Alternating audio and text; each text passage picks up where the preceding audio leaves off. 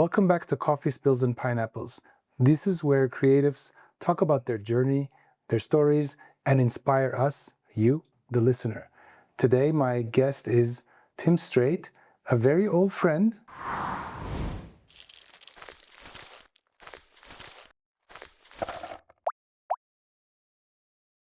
Hi, Tim. Indeed. Thanks for coming. Thank you for welcoming me to your studio. So we've known each other for a long time, and as long as I remember, you were one of the first people I met when I made the move to Armenia back in 2002. That's where you were working as a representative of the Refugee Council. The Norwegian Refugee Council. Yeah.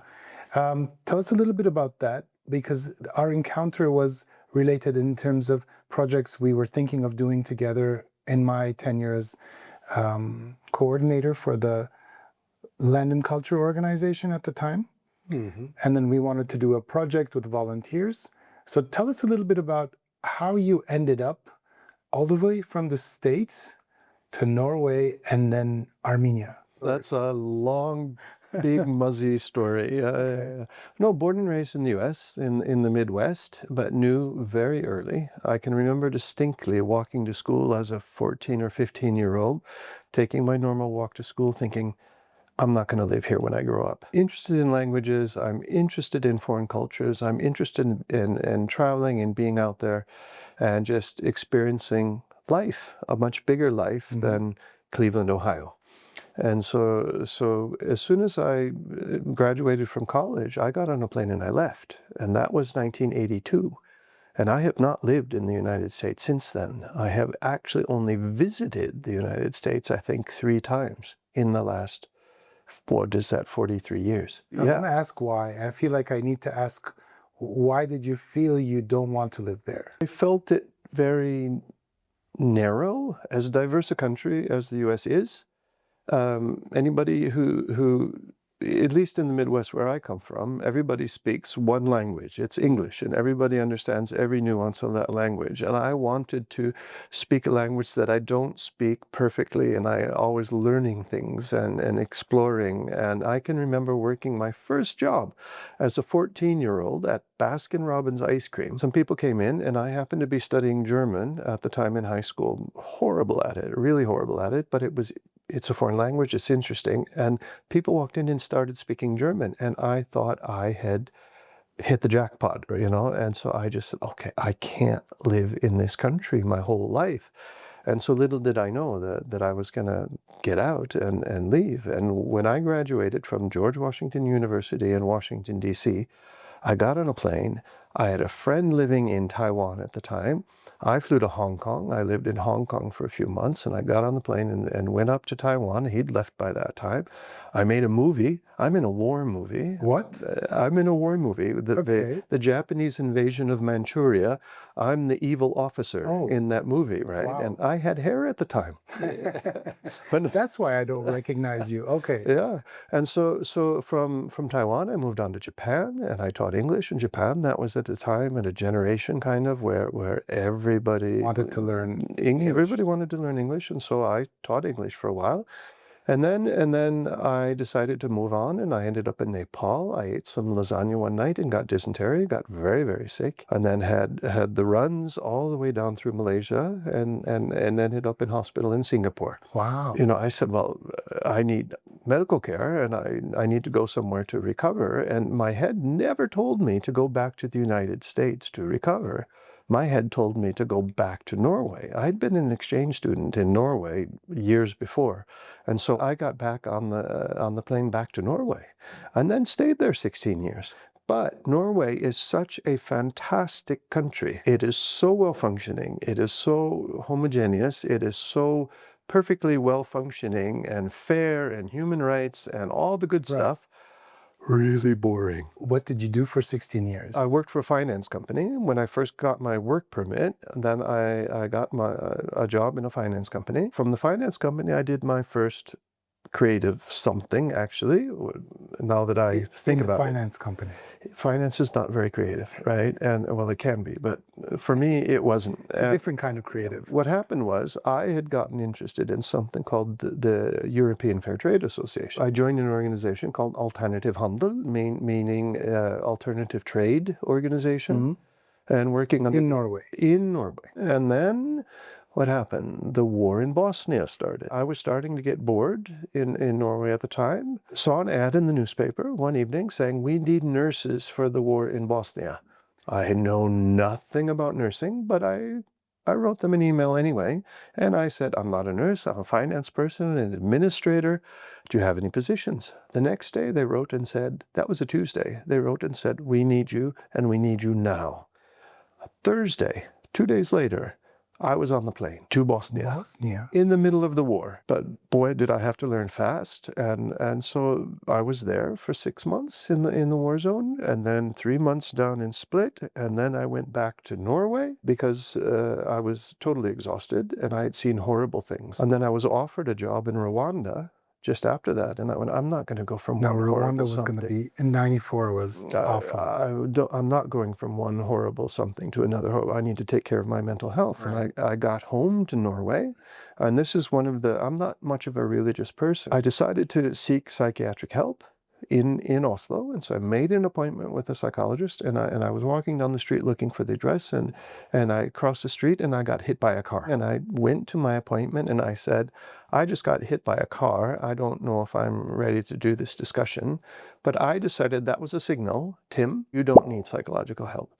You can handle this. So you worked on yourself and the healing process and tried to find means of letting go of this trauma that you've been living in a war in Bosnia. So the war in Bosnia was where you sort of got your first experience in working with refugees, and is that how it worked out? Yeah. That was my first refugee experience. It's all a jumble for me now, when I think about it. Right. How did I cope with that? How did I pull myself together? I went to the creative.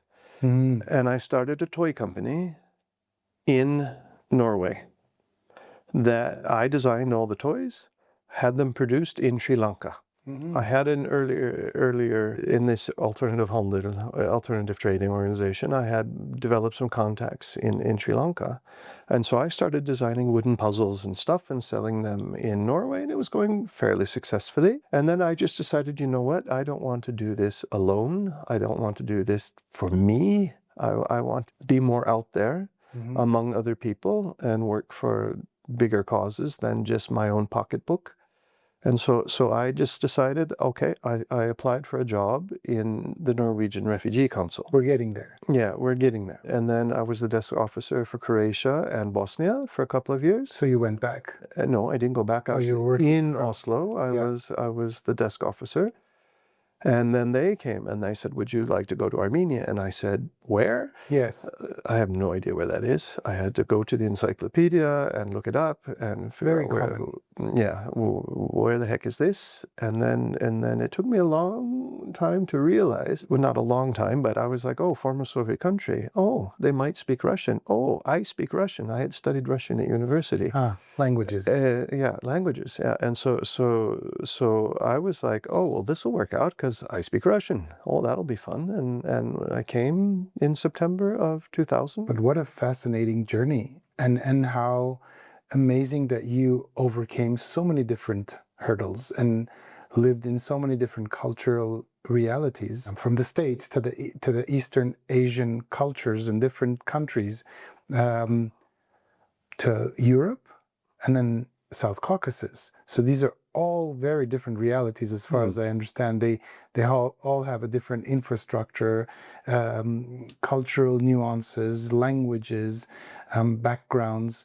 I mean, we were the only perhaps country with a Soviet inheritance, and that in itself is very interesting and different than anything that you've lived in before. You make it sound so difficult, No, interesting. For me, it's what made it interesting. Yes. Exactly. When they asked me to come to Armenia, I just said, what's the situation there? And they said, it is post-conflict. Post-conflict. And I said, fine. I want to be in development. I don't want to be in war. I'd like to talk a little bit about the transition in Armenia from your development work to the creative work. I remember your many different projects in restaurant, creating a nice eatery at the time. It was sort of like a hub where a lot of expats and not only like a lot of trendy locals would hang out. And then you had a nice, beautiful ceramics store. Gift store. Gift store. And I remember that was just a beautiful sort of place we went to buy beautiful things for ourselves and for gifts. And all of these throughout the year for me were just a step towards a more contemporary, more creative, more open industry for the creative industry. And now you have several other projects you work on, namely, I want to say the festivals that you did, different parts of Armenia, also the HDIF. Maybe we want to talk a little bit about this foundation that you've created, the Homeland Initiative Foundation, and what is the purpose? Why did you decide to do this and not perhaps continue in the eateries and the restaurant business? And how did that happen? Was it a choice? Did it just evolve? I had mentioned that I got involved in the European Fair Trade Association back in Norway. Back in Norway. Back in Norway, decades earlier. I took that with me to Armenia, and I saw that there was nothing in Armenia that is fair trade. It was not a term, and it's still not widely known. Yeah. It was the natural thing for me to do, to create an organization that would provide jobs to those who most need it, right? And that would be outside of Yerevan, more jobs available in Yerevan. So mostly, even today, we work mostly outside of Yerevan. We've worked with some of those organizations in Berd for 12 years, in Goris. This is the northern in Tavush border. Yeah, 4 kilometers from the border. Mm-hmm. Yeah, in Goris in the south, who now just recently have gotten a new wave of Artsaksis, people from the Nagorno-Karabakh, new refugees. And then Tallinn came, and then Kapan came, and we're up to a dozen or so around the country. The idea is to create jobs. But what I'm perhaps most proud of is identifying a skill that many women have that is a traditional skill, that is crochet. And it was underappreciated. And I have worked now for 13 years to try to industrialize it in a way. And it's crochet globally is sort of making a comeback, right? In terms of trendiness and it became cool. Crochet became a cool kind of means for clothing or decor even. So just engaging women to crochet, but giving them new product concepts. This is where the creativity comes in. Trying to give them an idea of, well, you can make a Christmas ornament, you can make a finger puppet, you can make a baby rattle, you can make different things than the traditional clothing that they would for little girls that they would make out of it. Now, 13 years later, we have women learning to crochet because they see that there's money to be made. And that's a great thing. And we see lots of other organizations making crocheted products now. But I'm kind of proud of, I kind of think, I'm not sure, but thinking of here's a skill that we can commercialize and earn money for them. And you sort of brought it to the forefront and sort of made it a thing. Then the war in Syria came along in 2014, and they are not crocheters. They came with an utterly different skill set, and that is embroidery. The new refugee influx from Syria. All of those women are embroiderers with the Urfa and the Savaz and the Einteb and all that stuff. And so instantly, it wasn't just me on that one. It was other organizations as well who organize it. But many of the Syrian Armenians that we have worked with have said, we learned that Urfa or Einteb or whatever it was as a little girl to make gifts for our neighbors, for the baptism. It was never considered to be a commercial skill. Working with the refugees and in combination with the creative work that you do, how you combine those two in this foundation is really genius, because then you can develop but empower at the same time. Let me just say, would this be one of the pineapples that you would consider? Definitely. Yeah. Yeah. This is where I think it doesn't matter what the skill is. It has to be a skill that people know and is perhaps not appreciated, and give it value. Where's the export market? Our biggest client is a distributor in the United States. That's HDF USA. And we have other big clients in Switzerland. We have a smaller client in France. And we have had in the UK, we've had in Australia, but there presently the economic situation is not good. If you're enjoying this episode, follow us on Spotify or subscribe to our YouTube channel. Speaking of economic situations, I want us to talk a little bit about the ongoing, I don't want to call it war, but the trade issue that's happening, and how that may impact smaller companies and creatives that are dependent on exporting their creations, their work, and they're dependent economically, but also they're dependent on their livelihood. So it's not just making more profit this year, but it's actually living based on this work that we do. So has it, or do you see it impacting the work that you're doing, either here or in other countries that you're working with? It's funny, when the administration in the US announced the tariffs, the minimum tariff on any country was 10%. Now it's on hold for 90 days or whatever, but the minimum tariff was 10%. On China, it's 50 something. Sri Lanka is 44, Thailand is 36. Competitively, in theory, Armenia has improved its competitive advantage by having a comparatively lower tariff than any other country. Armenia is 10%. Armenia is 10%. Okay. Yes, that's the lowest category. Well, except the ones that have zero. So, but that's on a handful, all right? But generally, our goods compete with Chinese goods, our goods compete with Indian goods, with Thai goods, Vietnamese goods. All of them have higher tariffs than we do. So relatively, we came well out of this tariff situation. Ideally, the end product coming out of Armenia would cost less to the customer if they were to choose between an Armenian-made ornament as opposed to an Indian-made one, because of the tariff. Because of the price difference, they're closer to each other. Right? Because Indian goods would be much cheaper in production than Armenian products in production. So this difference in tariffs has closed the gap. But in no way do I believe that where we're standing on the tariff issues with this administration is a done deal. There's so many negotiations going on, so I don't know where things are going to end up. But one of the things that we are figuring out, we cannot compete with Chinese cheap in Armenia. So we have to be unique, we have to be different, we have to be original, we have to bring value. So how do we do that? How do we do that? And that's why we're going through a quantum shift. This for me is a major coffee spill globally, right? It's just a big mess. We don't know. So what comes out of it is going to be our success, or our pineapple. And I'd like to hear if you have a plan. And I think that's really a great idea, to have a plan in this kind of situation.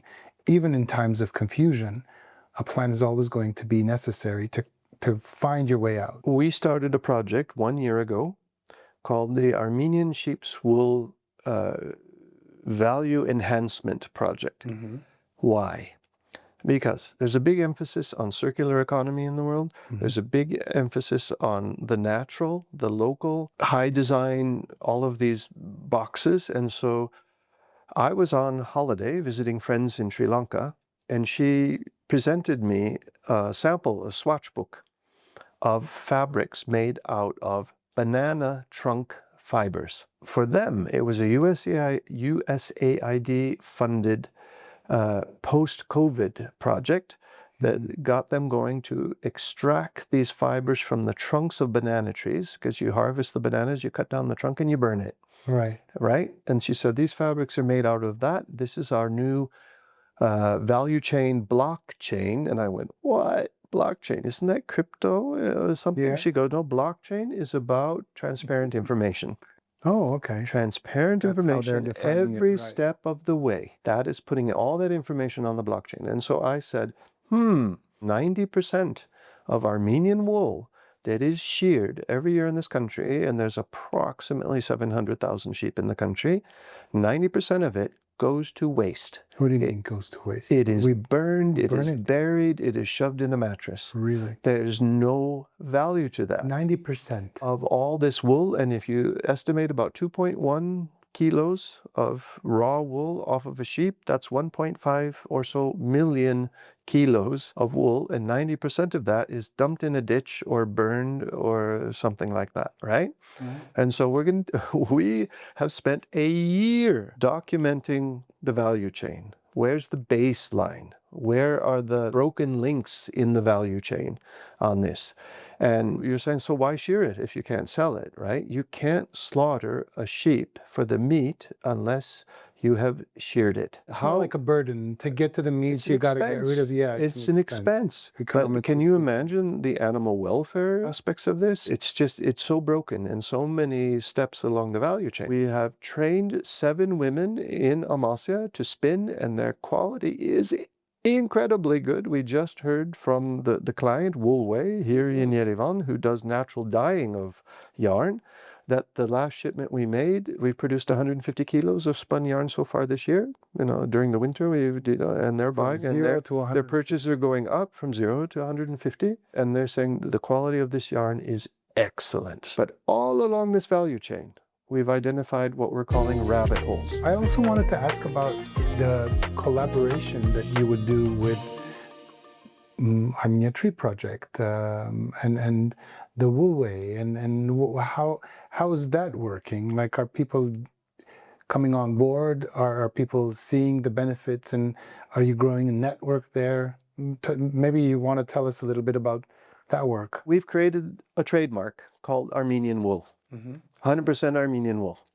And we have a page on Facebook called Armenian Wool. And we have farmers really wanting us to buy all their wool. We need to build up our capacity for producing yarn. The rug code, Kyle Khandikian from the US, yes, he does woven carpets using the yarn, but he started digging up an old Armenian tradition of felting rugs. And I saw the first photo the other day of a felted Armenian rug.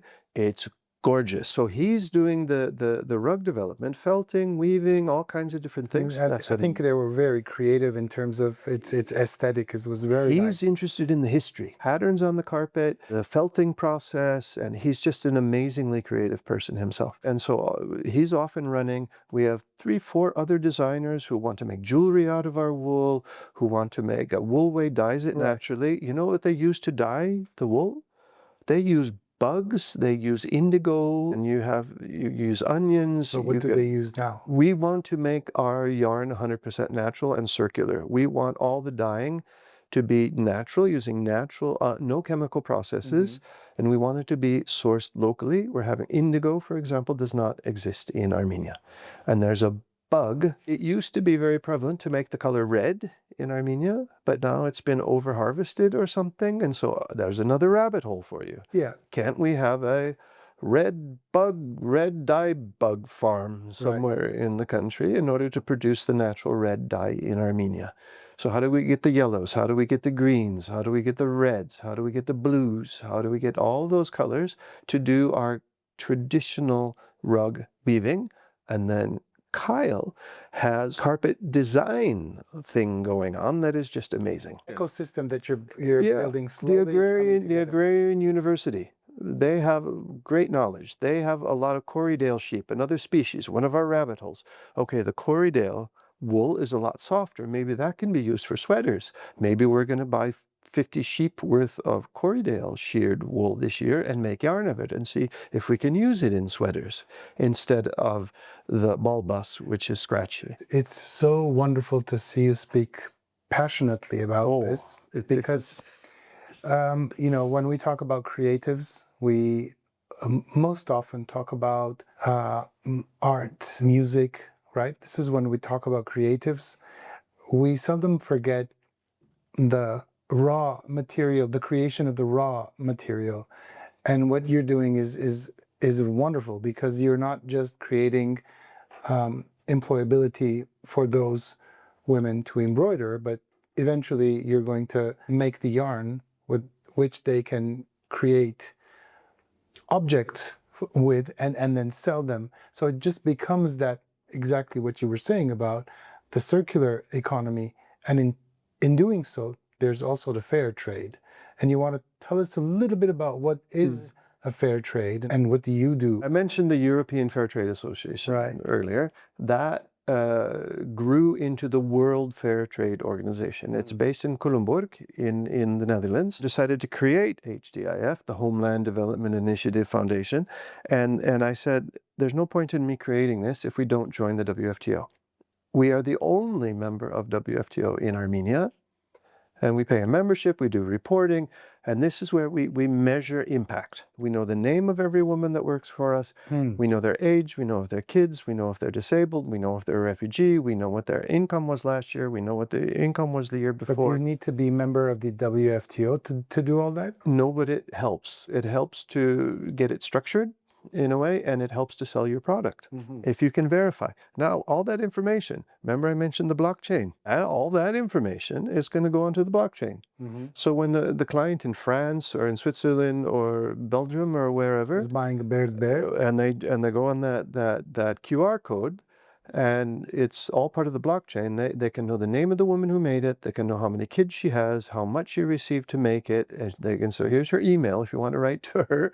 You can, so total transparency. That's what the market wants. Authenticity and storytelling and verification. It's the verification that we're working on. That you need to be able to, when you say this is recycled, prove it. This is natural fibers. This is so organic. So forth. Prove it. How do you prove it? And that's what we're working on, is proving that what we say is what we walk the walk. And of course you the can't compete with China. Of No. course you can't compete with China with all of this. On the product itself, but we can compete on the storytelling. We can compete on the authenticity. We can compete on lots of everything. So storytelling, and this is one of the things that, you know, hits home all the time. Are we doing a good job telling this story? You're able to find out the story of the person who made this and their whole backstory. Are we able to do a good storytelling? I'm digressing a little bit from what we just spoke about, but I wanted to know Armenia and the stories that come from here. So through the tech sector, creative sector, businesses, innovation, culture, I don't know, sports. Are we telling good stories? Are we telling stories that interest the average audience that is not Armenian? What is Armenia known for in the world generally? A, nobody knows where it is, okay. And then B, there's a genocide, right? And suffering and war. That's what we need to get away from. And so we need to tell these genuine stories about how enormously talented Armenians are, how enormously proud Armenians are. There's such opportunities here. The resources here, the human resources here are just incredible. And so yes, we need to tell these stories. This back to the Armenian wool trademark. Are we doing this just for our products and only for us? No, we're pulling in Kyle and his products. We're pulling in Woolway and their products. Goris Women's Resource Center was the first one, actually, to start working with wool in Armenia and start developing this. And they were the ones that were actually running that project up in Amasya that got dropped, and we picked it up, and we're building on the foundation they created. So we want to cooperate greatly with them. What's the big dream for me? Is to be able to go to Maison de Object in Paris, or one of the big international fairs, under a circular economy, 100% natural fiber, At the bottom of the list is made in Armenia, but at the top of the list is the storytelling, is the natural fiber, is the circular economy, is the blockchain, is the design, is the and at the bottom is made in Armenia. And then we have 17 companies, Armenian, that produce something under the trademark that is Armenian wool. And that's why I'm saying that we're not going to make the shift overnight. We're going to do it gradually. I want us to finish with, what is it that Tim is doing next? what's coming up? What's the next exciting pineapple? As I sit here talking to you, my staff is breaking down our office, packing our office, getting ready to move in the next few days, because there's an organization called Novica.com, that has offices or organizations in many countries around the world, not many, 8, I think, around the world. And the sole purpose of it is to provide a marketplace, an online platform with very good market access, with SEO and market penetration for handmade goods. So if we get into all these small artisans in Armenia that produce beautiful products, the effort of going down to the post office and paying high prices and wait 3 weeks for it to get to the customer, that is damaging business, right? But this is huge, Tim. This is huge. It's absolutely huge. But the point is, product is one thing, but if you don't have the logistics, and you don't have the market access, you're stuck. An Armenian artisan creating their own website, how much market penetration does that provide? It's limited. If we can give them a much larger market penetration through the Novica platform and support it with our logistics, it's going to be an amazing solution. How do they give us the logistics access? Yes. How do they give us the access to their website? How does this work on a mechanical level? That's where we are right now. Those are solvable problems. Very solvable. The idea of you joining a global network and bringing what you've done over the past decade or more than a decade into this network to just sort of support the local artisans with a global market. That's just wonderful. And thank you so much for being here today. I learned a lot. But not only that, I'm really inspired to see how much you keep going further and taking all this network along with you. Thank you for doing that. Thank you for your stories today. I hope you enjoyed our podcast, and see you next time. If you enjoyed this episode and would like to support us, follow us on Spotify or subscribe to the YouTube channel to learn more about the creatives from around the world who inspire us with their stories. Coffee spills and pineapples. See you in the next episode.